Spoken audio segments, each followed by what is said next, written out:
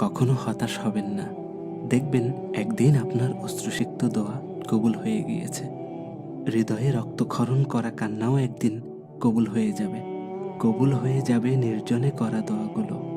কবুল হয়ে যাবে ওই দোয়াও যা আপনি আসরের পর থেকে মাগরিব পর্যন্ত করতেন।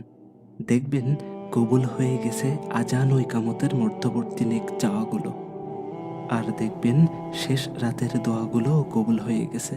কবুল হয়ে যাবে নামাজে দাঁড়িয়ে কান্না করাটাও।